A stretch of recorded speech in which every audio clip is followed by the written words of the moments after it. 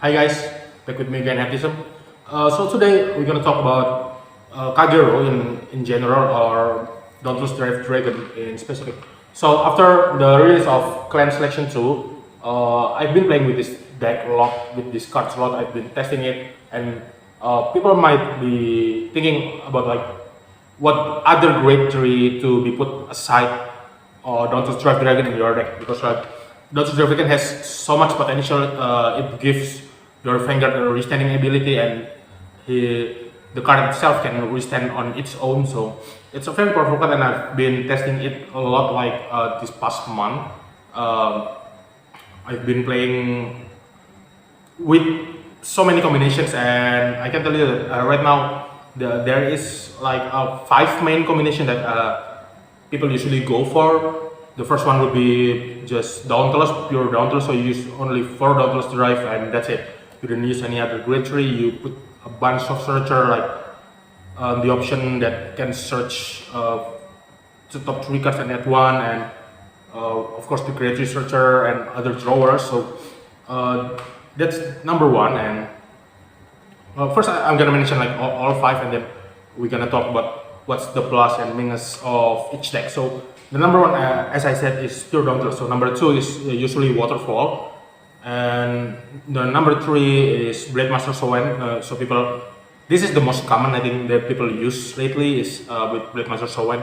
And number 4 is with Overload the Great, and number 5 is with the Turnabout, which only available in Japanese at the moment. So we're gonna talk first about the pure Dauntless. The pure Dauntless is basically you just put in Dauntless and a bunch of searchers and drawers, but you don't get like many backup plans, and the deck is surely it's powerful because like the thing about Dauntless is the most powerful thing you can write on top of Dauntless is Dauntless itself. So when you write on top of Dauntless Dragon, it gives itself the skill of the Dauntless before, so you can withstand 2 times, and also if you check to normal units, you can give plus 10k to your front row, and if you write Dauntless on top of Dauntless, for each draft check, if you check 2 normal units, you can give your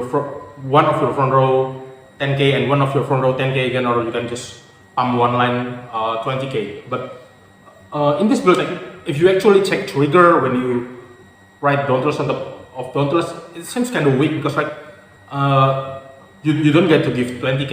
You can only give 10k, and usually you give it to your Vanguard because it's still a resistance, right? But if you check double no triggers and normal units, you can give one row 20k. Usually on the grade 2 that you use in this deck is like Strike On, so that you can damage deny early, and then when you write Dauntless, it has 2 criticals, and you can swing more aggressively. And of course, the people usually use Burn Rise too, which is also reprint in the Clan Selection 2. Burn Rise goes very well with Dauntless.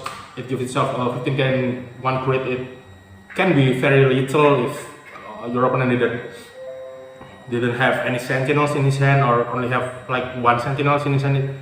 It can be very lethal because like the power will be so big, and it will have multiple crits too, at least 2 crits, not including drive checks. But the minus of this deck is the lack of backup plan, I think, and the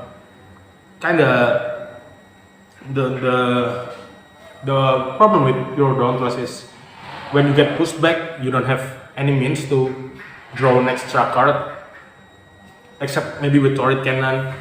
Yeah, so the lack of backup plan in Dauntless is you only have Dauntless, so if your opponent can read into that and can prepare for like guarding early and all that, and your opponent can finish you off in 1 blow, it's gonna be a big problem because it doesn't really have that much explosive power except for like early game, and you only got 1 game plan, which is to push your opponent for damage.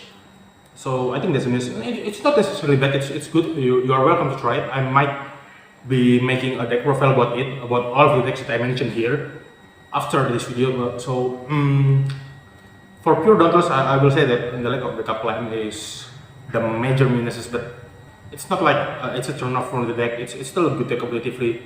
And so for the second deck is the waterfall deck.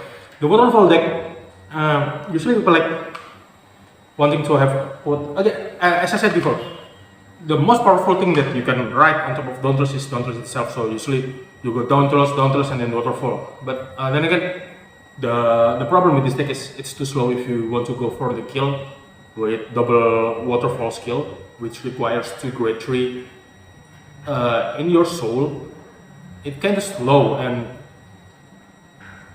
looking at the meta right now with Spectral Duke and with Nightmare Dolls, of course Angel Feathers, Gabriel, I think it's just too slow. And not to mention if you face something like Gurguit, they can call Sentinels from their deck to guard, and or deck that plays Protect 2 like Malkuth Malik. The new Malkuth Malik is actually really strong. They can consistently heal every turn, and they play Protect 2, and it's really hard to get rid of, and it can easily guard your waterfall. So that's the main problem with this deck. But the plus side is, once you really go into that finishing move, it's really powerful, because like not all deck can guard it. Some deck will just straight up lose at that point.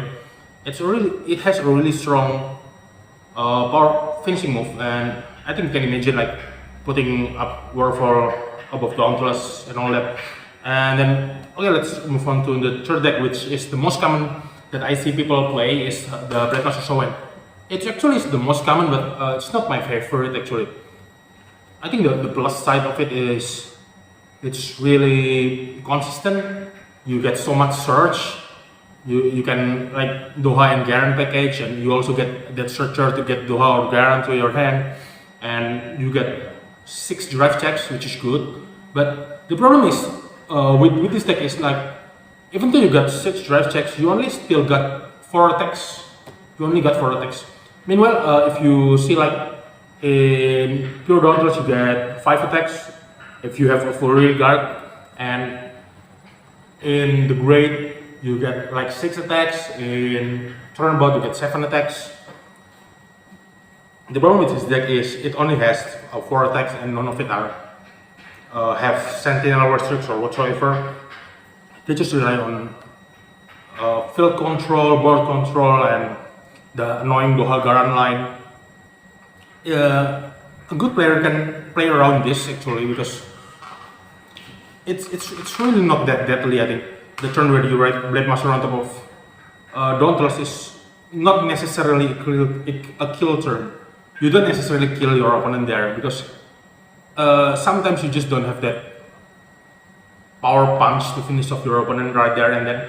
So I don't think it's actually my favorite deck, but so many people like it because it's stable, and people just love everything that's stable in this game. Like so many searchers, drawers, way to retire, power in rear guard. It's a stable deck, but again, I don't really like it that much.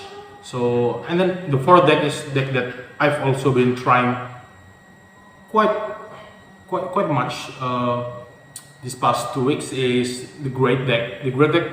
So the Great deck, the plus point is you can call Neo Flame from your drop zone, which gives you an extra attacker when you don't have any attacker. Like usually, so in Dauntless deck you have to discard 3 for it to restand, and you also have to have at least 4 hands for it to restand.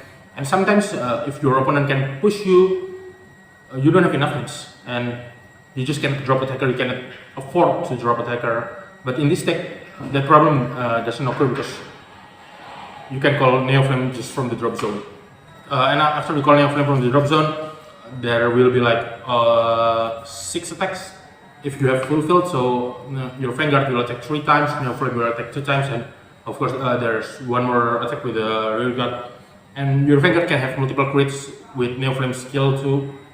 So it's a good deck, but the bad side of it, I think the bad side of it is if you actually write the grade first. I mean, this problem doesn't really occur in Blade Master, because if you write Blade Master first, it doesn't really matter. You can just play Blade Master as per normal, and you will still do quite well. But if you write the Great first, I don't think that's gonna turn out well. Maybe you have to discard it and just force a Geasis instead. It usually doesn't end well if you write the Great first. It's like you turn the clock back to 1.5 years ago when the Great is still great. I don't think the deck is I don't think the deck is that consistent, because you need to pull off the great combos with Neo Flame and all, because the main thing in this deck is you can search for Neo Flame. So you have to have Neo Flame in your hands or draft check and then you discard it. That's the only main problem in this deck is Neo Flame sometimes didn't come up, sometimes it stuck in the damage, sometimes it's just somewhere in the deck and you cannot get it out. I think that's the main problem. But then I tried to splashing like some 2 waterfalls into the great build, and it worked out really well. So you can have a backup plan, like you might be using Dauntless and then there's the great in your hand and you don't know what to do because you have no Neo Flame, and then you just ride the waterfall on top of the Dauntless and actually kills your opponent off like the waterfall deck. So that's for the plus and the minuses, and then there's this favorite deck of mine is the turnabout deck with Dauntless, but the thing is it's currently not available in English, it's only available in Japanese. So maybe people outside from Southeast Asia will have problems playing it because it haven't been released in English yet, and we don't know when it will be released in English yet. But the turnabout, I think it's the really great thing about this deck is like if you read the turnabout first, no problem, you can just play like normal. If you read Dauntless first, then great. You can push your opponent. If you can push your opponent to a kill range, the kill range of this deck is actually from 3 damage. But if you have your opponent is like Gabriel or something that have huge hands, the kill range is actually 4 damage. So 3 is not usually not enough to kill them. But same against Excel or Mirror Match, Force Mirror Match, 3 damage is already the kill zone for this deck. So at 3 damage you can just ride turnabout on top of Dauntless and then call 2 Overlords and do your thing from them. You get 7 attacks with 3 of them is your Vanguard, and then you got a huge columns on your left and right. It's a very deadly deck. The most minus thing about it is that in this deck you bring more grade 3 than other decks that I've mentioned, and the pure Dauntless and the Waterfall and the Blade Master of the Great. You bring like at least 11 grade 3s, 11 to 12 grade 3s in this deck. And as usual with the problem that decks that carries so many grade 3s, if you have too many grade 3s in your hands, you can guard with them. So what you want to do when you have like a floating grade 3 and you are chasing damage per damage with your opponent, you are trading damage every turn with your opponent, you might want to discard the other grade 3 and just focus on riding Dauntless with Dauntless. You don't necessarily have to ride it with turnabout. It's not a winning condition. It's just a means to finish your opponent.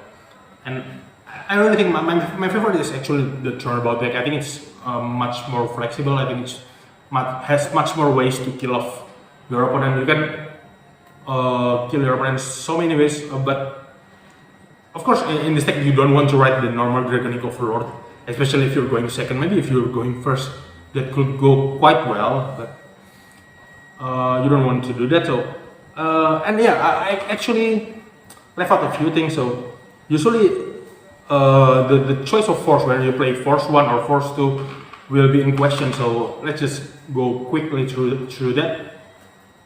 From that 5 decks, if you play the pure Dauntless deck, you want to go force 1. But if you play for Calamity Tower Wyvern and if you play Force Striken, you might want to go Force 2 instead. So if you go Force 2 on top of Striken, that's 3 crits, and you can pump the power with Calamity Tower Wyvern. And you get so like 33k column without booster, and that's quite okay. And then the waterfall build, of course you will use Force 1 because it's waterfall, you don't want to play Force 2 in this deck. And the Blade Master build, actually people play like Force 1 in this deck, but if you play Force 1 in this deck, the problem is that when they didn't get plus crit from itself. If you wipe your opponent, you only get plus 10k, so you get a very big Vanguard column but with no crits. But if you try Force 2, the problem with Blade Master is if you try Force 2, the first turn when you write Dauntless, you cannot really give your opponent much pressure because Dauntless only has 13k, and usually in this deck you don't bring Calamity or Wyvern to pump your Vanguard. So that's why I didn't like this deck, because like no matter what choice I made, like Force 1 I need the crits, Force 2 I need the power, I just couldn't get through the middle ground. Some people have been trying to use actually the old Blade Master to get the crits, but the problem with the old Blade Master is if you don't get Doha and Garan in your field, you cannot even make a Vision token, so that's kind of bad, right? And you have to soul blast a Great Tree, so that's just one trick if you don't have multiple Great Trees in your soul, and you cannot rewrite the next turn. But if you go with that build, of course you go with Force 1, that's a given. The fourth build is the Great. The Great, of course, you want to go with Force 1 because in the Great already got power from Neoflame, and even the Great in your rear guard will get power from Neoflame. But the thing is, sometimes you need to give Force to Neoflame just for Neoflame get that multiple attacks too. He needs the power, so the Great goes with Force 1, and the Turnbot also goes with Force 1 because the Turnbot first swing is really small, doesn't have really many power at all. It's just 13k with Turnbot first swing, so you give it Force and it becomes a 23k, and that's respectable, I think. Okay, so that's the 5 decks that you can make with Dauntless that I talked about, and maybe in the future video we will have to dissect each of these decks, recipe and deck profile, so you can see what the deck looks like actually.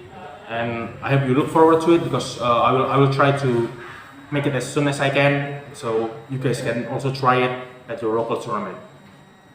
And okay, I think that's it. If you like the video, don't forget to press the like button, and don't forget to subscribe to our channel if you haven't subscribed to our channel, and see you on the next video.